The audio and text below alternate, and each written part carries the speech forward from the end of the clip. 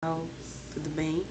Hoje vou estar trazendo para vocês, né, a parte teórica de administração de medicamentos, tá? Então, a gente vai ver algumas vias de administração, né, as vias mais utilizadas parenterais, né, as 4 principais tipos parenterais, explicando cada uma delas, mas lembrando que hoje é uma parte teórica, tá? A demonstração prática dessas vias parenterais eu vou trazer com o passar dos dias, né? Vou fazendo os vídeos e vou liberando para vocês, desde o preparo da bandeja, a aspiração da medicação, certo? Mas antes da gente ver essa parte prática, a gente precisa ter esse aporte teórico, né? Saber para que serve cada via, certo? Descobrir como é que funciona a subdivisão de uma seringa, né? Enfim, tudo certinho para que quando chegue na prática vocês não tenham tantas dúvidas, tá bem? Então, pessoal, as vias de administração mais utilizadas, a gente vai ter as vias enterais, que são aquelas vias que vão passar pelo trato gastrointestinal, certo? Ou seja, vai ter aquela dissolução da medicação no estômago, passando para o intestino e assim caindo na circulação, tá? Aí vocês verem aquela questão de metabolismo de primeira e segunda passagem, certo? Que já foi algo que vocês já viram, certo? Mas aí na via interal, que passa pelo trato gastrointestinal, a gente vai ter a via sublingual, a via oral e a via retal, tá? Já na via de administração tópica, é aquela que não vai passar pelo trato gastrointestinal, certo? E ela vai ser uma via de absorção lenta e também que não causa grandes reações sistêmicas, certo? Na via interal a gente pode acontecer uma reação sistêmica, na via parenteral também, mas na via tópica é a que menos a gente vai ter a questão de reação. As reações geralmente elas são locais, né? Onde a gente vai ter a pele, a via oftálmica, otológica, nasal e vaginal, e também a gente vai ter a via parenteral, que é aquela que vai cair quase que direto na circulação, quase que direto, tá? Não tô falando que vai cair diretamente na corrente sanguínea, não, certo? Então, a gente tem a via intravenosa ou endovenosa, certo? Aí vai depender da denominação, a via intramuscular, a via subcutânea e a via intradérmica. Certo? Então, a gente vai ver cada viazinha dessa, né? Obviamente que eu vou focar mais na parte parenteral. Então, alguns fatores eles vão determinar a escolha da via de administração, tá? Então, depende do tipo de ação desejada. Se você quer uma ação local ou uma ação sistêmica, enfim, isso aí vai determinar essa via. A questão da rapidez da ação desejada. Então, obviamente que uma medicação tópica ela vai ser muito mais lenta do que uma via intravenosa, uma via parenteral, tá?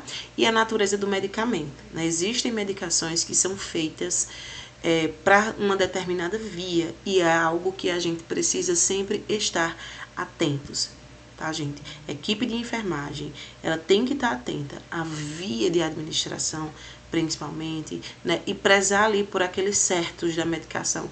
Tem gente que diz que é 13, 9, enfim, né? A gente tem vários certos para administração da medicação e a gente precisa estar atento, né? Paciente certo, via certa, medicação certa, prezar também, gente, pelo prazo de validade dessas medicações. Então, sempre conferir ali no rótulo, certo? A questão do prazo de validade, tá? Então, a gente precisa estar muito atento, tá? Como as medicações, elas ficam, né, em grande maioria das vezes, pela incumbência da enfermagem de administrar essa medicação do paciente, a gente precisa ter alguns cuidados, tá? Estudar realmente quais são as medicações mais utilizadas, principalmente se você está no seu ambiente de trabalho, saber quais são as medicações que eu vou usar mais no meu serviço, para saber quais são as reações que eu posso ter daquela medicação, né? O que é que o paciente pode apresentar de efeito colateral, enfim, a gente precisa estar bem atento a isso também, tá, pessoal? Então, vamos lá para a via tópica. Tá? Nessa via tópica, a gente começa, né, lembrando que a gente vai ter a pele ou membranas e mucosas. Geralmente, a ação é localizada, né? Ela vai ter aquela açãozinha local. Então, por exemplo, eu estou com uma reação alérgica, um processo alérgico na minha mão, vou passar uma pomada, um creme nessa região. Então, a ação daquela pomada, daquele creme, vai ser diretamente naquela região que eu espalhar, né? Eu não vou ter uma ação sistêmica. Vou ter também uma menor incidência, não que não possa causar, certo? Mas a gente tem uma menor incidência das reações sistêmicas, tá? O que seria isso? Um rebaixamento de nível de consciência, enfim, um processo alérgico sistêmico, né? Como a gente pode falar, uma reação anafilática, enfim, a gente tem uma menor incidência, mas a gente tem sim reações, tá? E atentar também sempre para a limpeza do local de administração.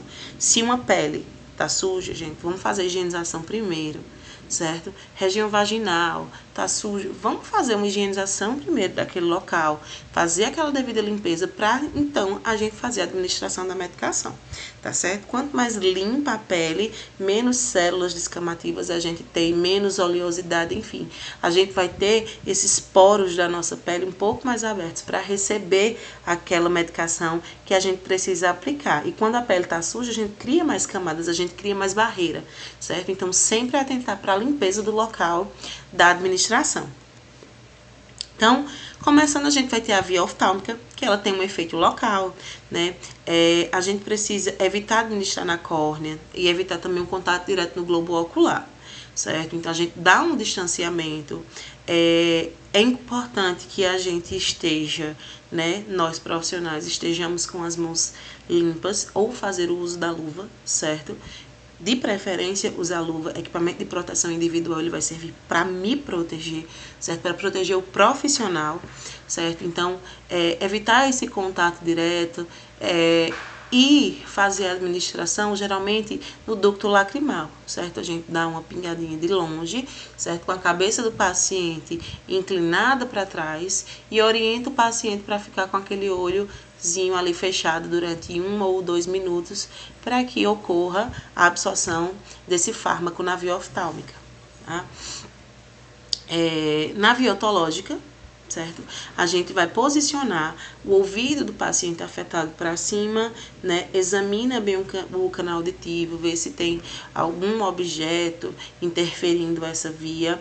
Puxa essa orelha suavemente para cima e para trás. A gente dá uma leve tracionada na orelha do paciente, leve tracionada, tá?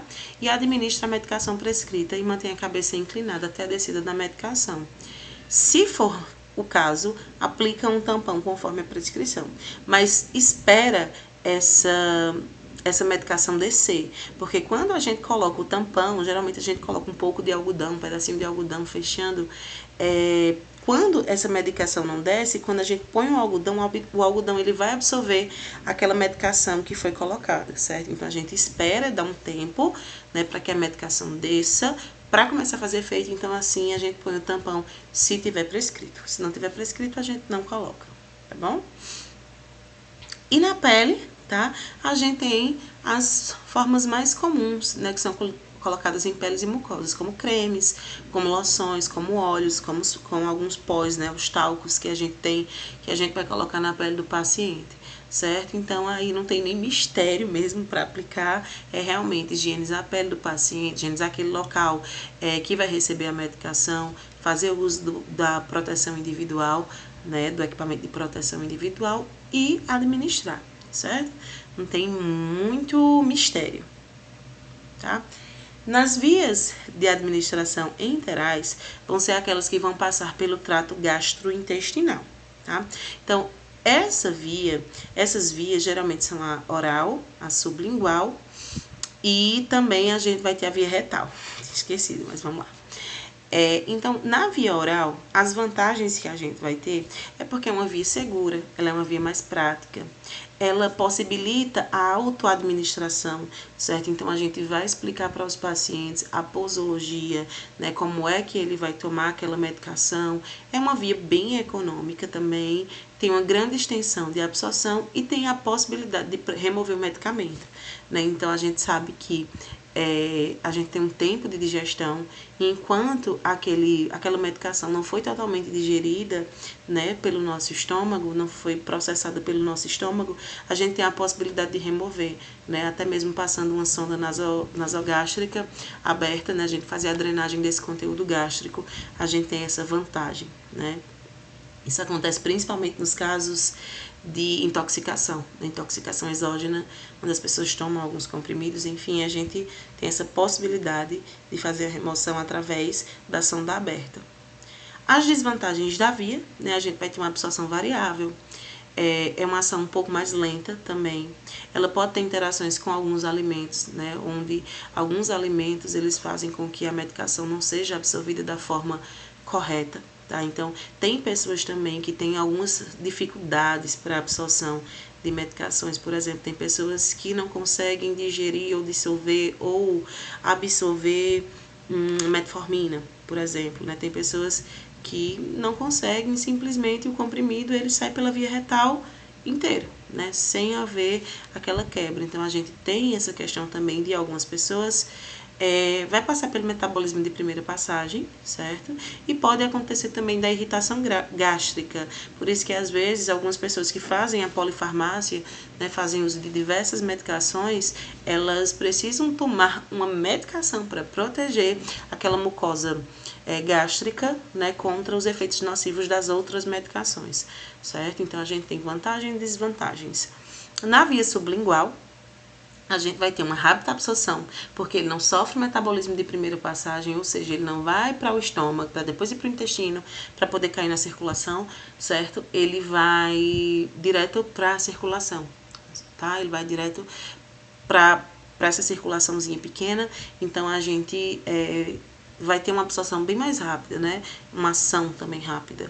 Evita a inativação pelo suco gástrico, que acontece na via oral, né? Às vezes, algumas medicações, elas têm sua ação inativada, ou pelo menos diminuída, pela ação do suco gástrico e também das enzimas gástricas que a gente libera durante o período digestivo. E também a desvantagem da via sublingual é que há pouca disponibilidade farmacêutica. E dessa pouca disponibilidade farmacêutica, a grande maioria dessas medicações são medicações um pouco mais onerosas, elas são mais caras, né? Então, a gente tem essa desvantagem, certo? E a via retal, né? A via retal, as vantagens, ela cai na circulação sistêmica, às vezes a impossibilidade da via oral é muito utilizada também na pediatria, essa via, tá? E quando a gente não tem também possibilidade da via parenteral. As desvantagens da via retal é porque ela vai causar lesão da mucosa, certo? Em algumas vezes, mas a gente vai ter o incômodo, a gente vai ter também algumas pessoas fazendo a expulsão, certo? Dessa medicação, até por causa da questão do peristaltismo, pode ser que ele ejete essa medicação e a gente pode ter também uma absorção irregular ou incompleta por essa via, certo? E aí a gente chega na via de administração parenteral. A gente vai estudar as 4 principais vias, que vão ser a via intradérmica, endovenosa ou intravenosa, subcutânea e via intramuscular, tá? Só que antes da gente falar um pouquinho dessas vias, a gente precisa aprender a estrutura das seringas, tá? Então, eu não estou de luva aqui porque eu não vou administrar nenhuma medicação, tá? Não vou manipular, só vou demonstrar para vocês, certo? Então, aqui a gente tem a embalagem de uma seringa, essa seringazinha aqui ela é de 3 ml, né? Então, geralmente, na própria embalagem, ela vem aqui dizendo a quantidade de ml e também ela vem dizendo o calibre da agulha, certo? Então, a gente vai abrir, certo? A seringa se abre de maneira estéril, tá? Sem a gente contaminar a embalagem, tá? Mas eu vou pegar nela aqui, porque é só para demonstrar, certo? Então, aqui na nossa seringa, a gente vai ter o êmbolo, que é essa partezinha onde a gente traciona para trás e para frente, certo? Então, a gente vai ter essa partezinha chamada de êmbolo, tá? Essa partezinha aqui, que ela vem com essa graduação, a gente chama de corpo ou cilindro da seringa. Essa partezinha aqui transparente, a gente chama de canhão E a parte da agulha, literalmente, a gente vai chamar de haste, tá? Essa partezinha, metálica, a gente chama de haste. E essa pontinha, certo? A gente tem, não vai dar pra ver no vídeo, mas a gente tem uma pontinha na agulha que ela tem um formato de gota, tá? E aí, essa pontinha, esse buraquinho, a gente chama de bisel, tá? Então, a gente precisa saber cada parte da seringa, porque em cada via de administração, a gente tem, por exemplo, angulação da agulha, posicionamento do bisel. Então, eu preciso saber, né, se é para tracionar um êmbolo ou não, certo? Então, a gente precisa saber, tá? Então, ó, êmbolo, essa partezinha móvel, tá? Corpo, essa partezinha onde vem a graduação. Canhão, essa partezinha transparente ou coloridinha da agulha. Haste vai ser a parte metálica e o bisel vai ser a pontinha, o furinho que tem formato de gota, tá? Então, as seringas, pessoal, elas vêm em formatos diferentes, né, em tamanhos diferentes, perdão, e aí elas vêm de acordo com a sua graduação. Então, a gente tem aí desde seringas de 20 ml, que ela vem dividida em 20 partes iguais, ou seja, cada parte vai corresponder a 1 ml. A seringa de 10 ml, ela vem dividida a cada 0,5, certo, ml. A de 5 ml, ela vem divididas, né, em graduações maiores de 1 ml, e cada subpartezinha vai ter 0,2. A de 3 ml, que é essa aqui que eu tô, ela é dividida, né, em partes maiores de meio ml, e cada subdivisãozinha dessa, cada tracinho desse, vai corresponder a 0,1 ml. E a de 1 ml, a pequenininha, que eu não tô aqui com ela vem dividida em 100 partes iguais, tá? Ou seja, cada parte corresponde a 0,01 ml, ou é correspondente a uma unidade, né? Então, essa seringa de 1 ml, ela pode ser dividida em ml, né? Ela pode vir 0,1, 0,2, até chegar em 100, até chegar em 1, perdão, que seria 1 ml, ou ela pode vir dividida em 10, 20, 30, 40, como essa da imagem, certo? Ela vem dividida, não sei se vai dar para ver o cursor, mas ela vem dividida em 1, 10, 20, 30, e cada partezinha dessa, né, vai corresponder a 2 unidades, tá certo? A gente tem também uma tabelinha de medidas de agulhas, certo? Então, a gente tem agulhas para funções diferentes. Então, a gente tem as agulhas desde o tamanho 16, né, que é um calibre maior, certo? Geralmente são agulhas que a gente utiliza muito na emergência. A gente tem a agulha 18, né, que a gente chama 40x12, que ela é uma agulha que a gente utiliza mais para preparação, diluição de medicamentos. A gente tem a 19, a 21, 22, 24, 26 e 27, né, que são as pediátricas. A 26 a gente utiliza muito para via intradérmica ou subcutânea, né? A 24 a gente pode utilizar ela para via intramuscular em crianças, enfim, certo? Cada agulhinha, ela vai ter ali a sua finalidade, a sua funcionalidade, tá?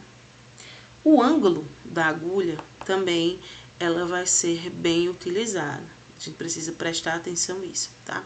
Então, sempre que eu for fazer uma medicação intramuscular, o ângulo da agulha vai ser de 90 graus em relação ao músculo, certo? Então, supondo que a gente vai utilizar o músculo deltoide, deixa eu vir para esse, tá? Vai utilizar o músculo deltoide. Então, eu vou utilizar o ângulo de 90 graus em relação ao meu músculo, tá? Se eu for utilizar um glúteo, 90 graus em relação ao músculo. Então, ângulo reto, certo? Sempre em ângulo reto. Já no tecido subcutâneo, o que vai definir o ângulo de perfuração vai ser o calibre da sua agulha, certo? Então, se eu tenho uma agulha 25 por... uma agulha dessa cinzazinha aqui, ó, que a gente chama ela de 25x7 ou a 22, tá? Ela vai vir num ângulo de 45 graus.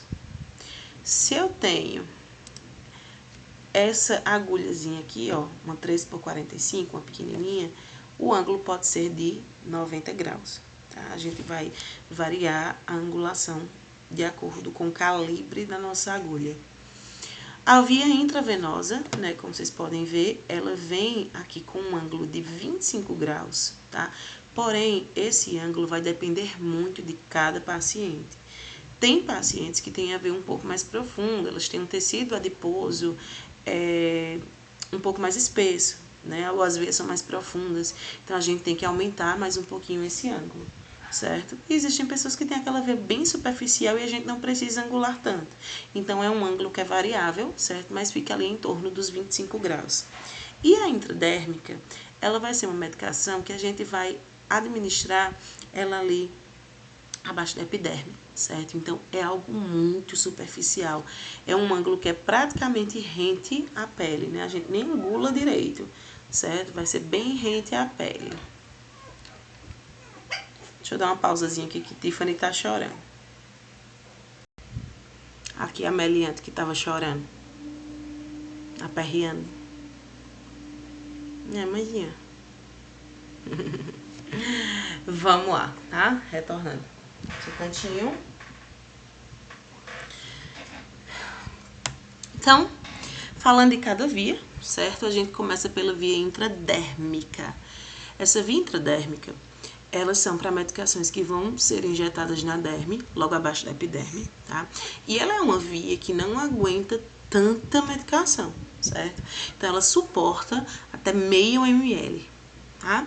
Ela vai ter uma absorção super lenta e ela é uma via preferida para que a gente faça testes alérgenos, tá? Ela também é uma via onde a gente faz a deposição de anestésico local, aquele anestésico infiltrativo, tá? E também para vacina BCG, tá?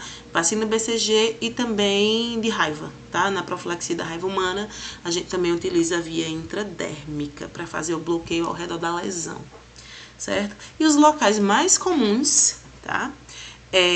Vão ser a parte interna do antebraço, então a gente vai utilizar essa partezinha aqui do antebraço, tá? E também a região das escápulas são bem utilizadas também para que a gente faça esses testes alérgenos, né? Lembrando que a BCG, ela fica na inserção inferior do deltoide direito, tá? Mas para a gente fazer testes alérgenos, testes de tuberculose, por exemplo, a gente dá preferência ao antebraço ou à região escapular, dependendo da quantidade de testes que a gente vai fazer, tá certo? É interessante que a gente escolha, o local de escolha, seja um local que não tenha tanto pelo, tá? Não seja uma área tão pilosa. Não tenha tanta inervação. Então, se a gente vê que o paciente tem muitos vasinhos superficiais, muitas veias, a gente procura um espaço que não tenha tanto, para que a gente não venha a atingir, certo? Então, a gente dá esse tipo de preferência, certo? Se o paciente vai tatuagem, né, assim como eu tenho, a gente dá preferência também ao local onde a tatuagem não esteja, né? Porque a tinta da tatuagem fica lá depositada na derme, para a gente não ter nenhum tipo de interação, tá certo? Então, a gente vai precisar desses materiais, né? Uma bandeja, seringa de 1 ml, uma agulha 3x4,5, algodão e luva de procedimento, certo? Nessa via intradérmica, a gente tem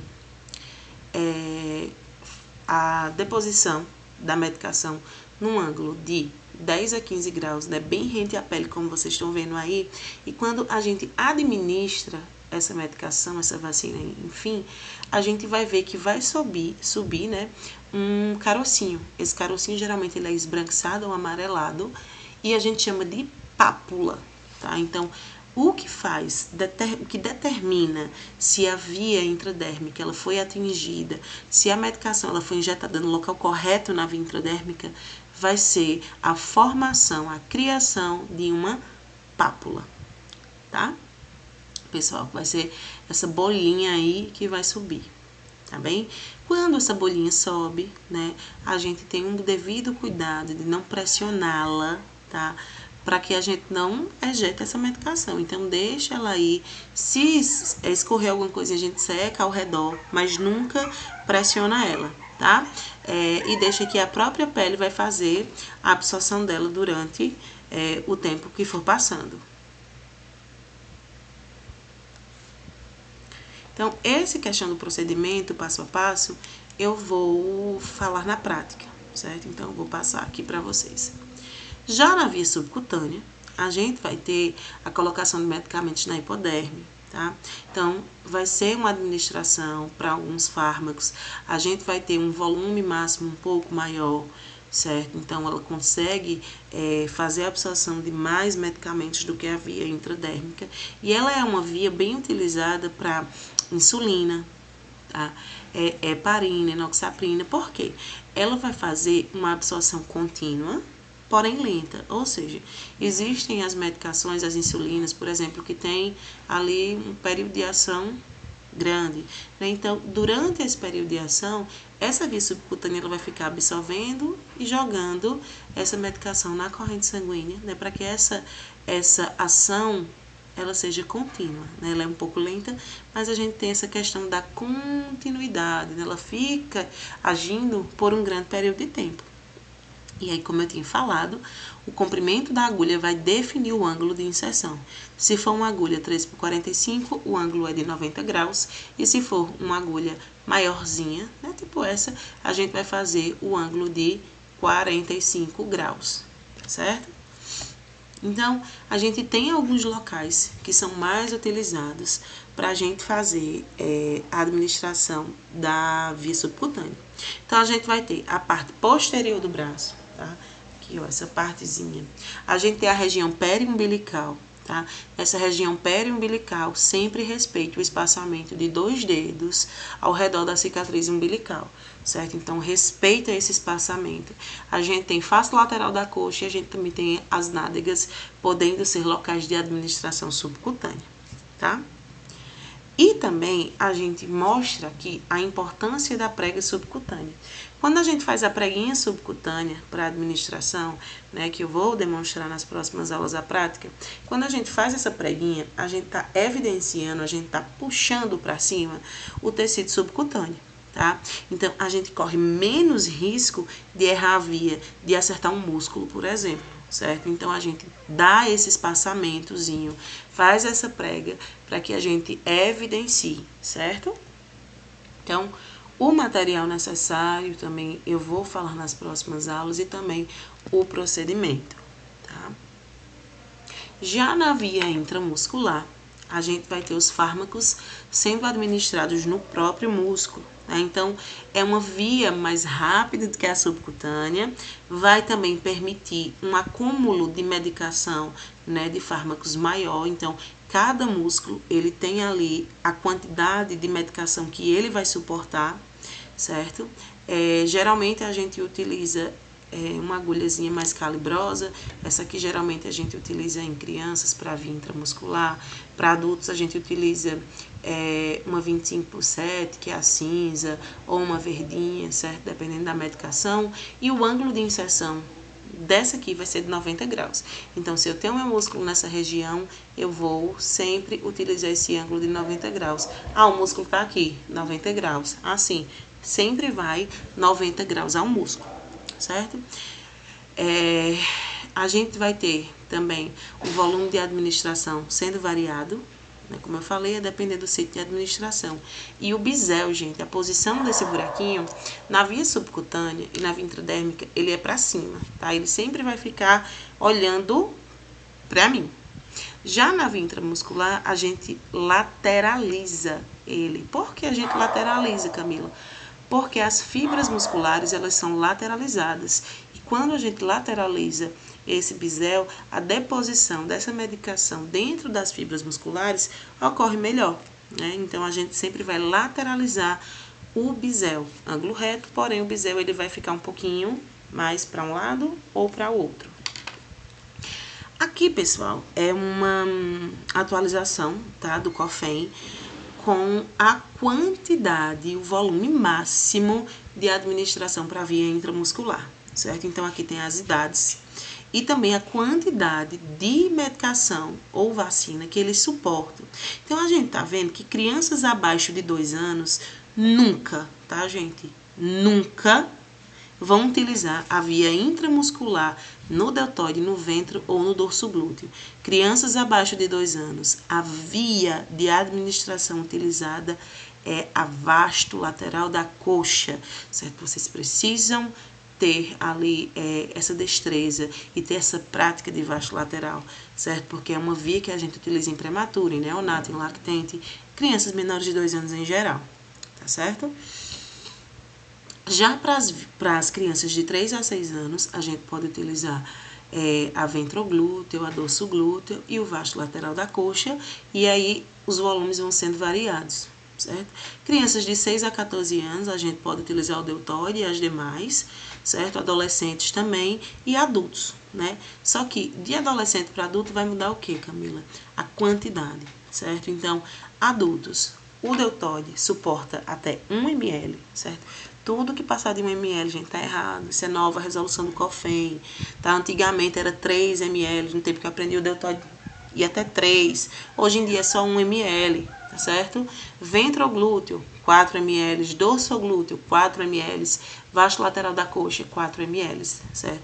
Não excede isso. Isso é o volume máximo, tá certo? Podendo ir até 5, não vai até 5. Agora a gente tem esses dados aqui, certo? Então, printem a tela e gravem esses valores. Então, o deltoide, a gente tá vendo, né, o sítiozinho de aplicação, ângulo de 90 graus, biseolateralizado, volume de 1 ml. Depois eu vou ensinar a prática a fazer a prega direitinho, a achar o músculo deltoide também, certo? O vasto lateral da coxa também, que o volume vai ser de até 4 ml. O dorso glúteo, certo? Que também vai ser de 4 ml. E a posição da ventroglútea, que também vai ser de 4 ml. Então, nas próximas aulas eu vou ensinar o passo a passo de cada via dessa, tá? E, por fim, a via intravenosa. Tiffany.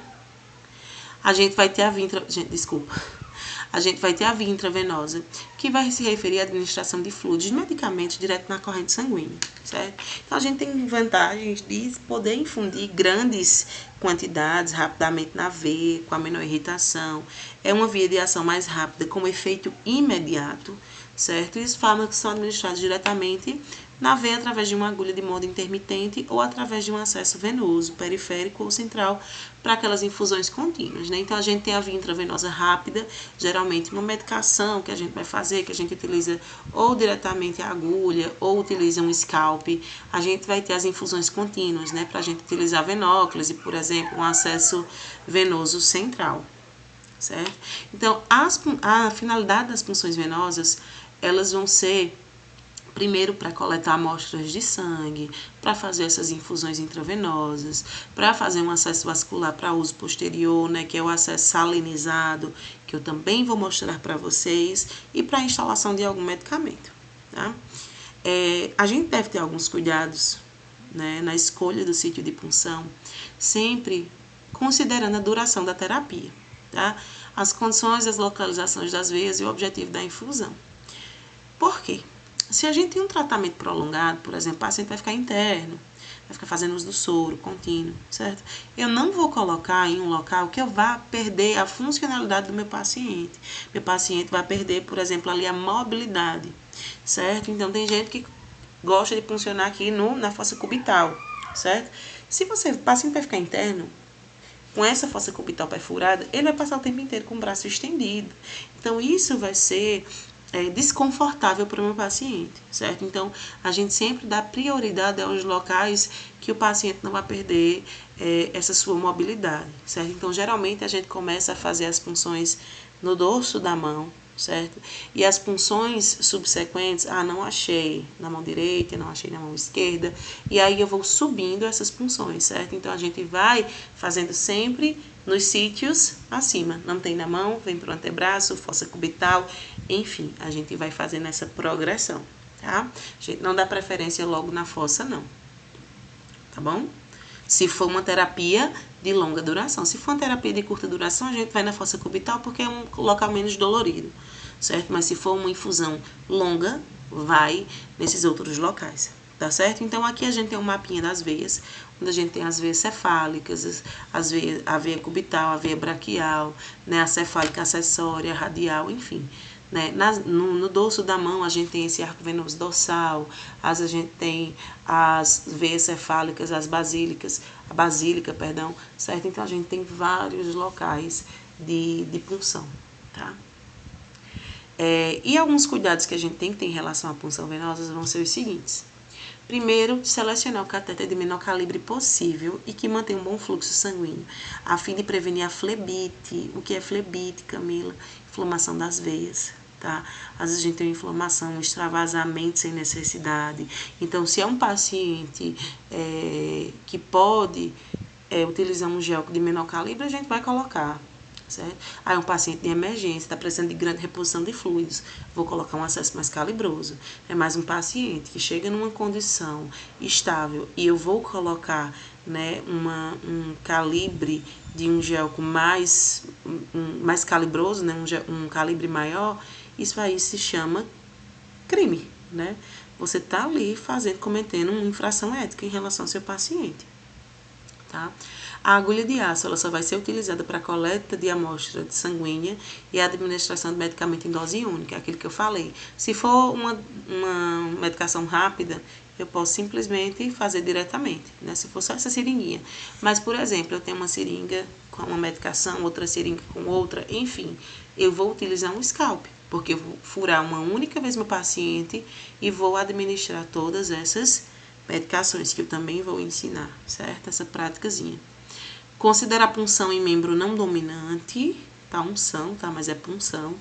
E evita a região de flexão, né? Como eu tinha falado, membros comprometidos por lesões como feridas abertas, infecções, veias já comprometidas, áreas com infiltração ou extravasamento prévio. Por exemplo, o paciente estava interno, estourou a veia, teve um extravasamento, certo? Nessa veia aqui, eu vou nessa região? Não. Certo? Porque ali já está ocorrendo um processo inflamatório, então eu não vou piorar aquele quadro, vou dar preferência a outros locais, é aquilo. Não tem condições, a gente vai passando para os outros locais de administração, tá? Então, aqui a gente tem o gelco, certo? Onde o gelco a gente tem essa partezinha metálica que a gente chama de haste, né? E a gente tem o silicone que fica ao redor, certo? Que é o próprio gelco. Então, na aula prática eu vou ensinar a vocês como a gente determina se esse catéter está na veia ou não, tá? Aqui a gente tem os scalps, que são para medicações rápidas. Esse aqui são para aquelas terapias mais duradouras, né? O paciente ele vai passar até 72 horas com o catéter. 72 horas a gente já faz a troca, se for possível, se for viável, tá certo? Se não for, a gente prefere manter o catéter na via, mas ele só dura até 72 horas, né, o prazo de validade dentro do corpo do paciente, certo? Então, chegou, retira, né? Chegou nesse período de tempo, a gente retira, troca um novo para evitar essas infecções, tá bom? Então, a gente tem o número 24, geralmente utilizado na pediatria, número 22 para infusões contínuas, né, porém lentas, o número 20, que a gente mais utiliza nos adultos, e número 18, 16 e 14 são mais utilizados em cirurgias, né, e em emergências, né, onde a gente precisa fazer uma grande reposição volêmica, injetar grandes fluidos em um curto período de tempo. E nos scalps também, certo? A gente vai ter as cores aí variadas, cada cor ela vai ser determinada por um número, e vai ter um calibre diferente, né? Onde o 27, que é esse cinza, é bem utilizado em recém-nascidos, né, neonatos. O laranjinha, que é o 25, utilizado na pediatria. 23 e 21 utilizados em adultos e 19 também para infusão de fluidos de uma forma mais rápida, né? Então ele é bem calibroso. Aqui para vocês conhecerem, né, a gente tem um equipo, tá? Onde esse equipo ele vai ser utilizado geralmente para a gente fazer o uso dele com um soro, né? Então, a gente vai ter essa tampazinha protetora e aqui dentro a gente tem também a pontinha perfurante, onde essa pontinha a gente vai encaixar no soro, tá? Aqui a gente tem uma entrada de ar com filtro, certo? Então, a gente pode deixar essa infusão fechada ou aberta.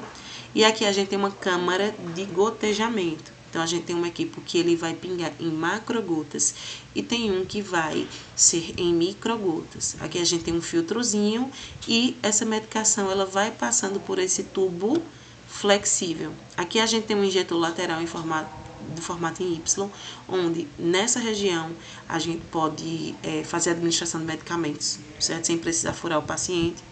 Aqui a gente vai ter o controlador, certo, do fluxo. Então, aqui é onde a gente vai regular o gotejamento, né, onde aqui ele tá para cima, ele tá todo abertinho, e a gente gira essa bolinha para baixo para fechar. E aí a gente vai controlando esse gotejamento nessa região e fazendo a verificação da quantidade de gotas que está sendo infundida, tá? E aqui a gente tem um conectorzinho onde a gente vai conectar no gelco, certo? Vai ser demonstrado para vocês também. Então, a gente tem os materiais necessários, o procedimento como vai ser, tá? E também lembrando, pessoal, do garroteamento, né? Então, a gente vai utilizar um garrote para perfuração, certo? Da via intravenosa. E esse garrote, geralmente, ele tem que estar de 4 a 5 centímetros da região do sítio de punção, certo? Então, se eu vou puncionar na fossa cubital, mede 4 dedinhos acima e faz o garroteamento, né? Para que essa veia ela consiga encher-se de sangue, né? E a gente conseguir fazer aquela punção, certo? Então, isso vai ser explicado nos próximos vídeos, tá bom, pessoal? Então, é isso. Tchau, tchau.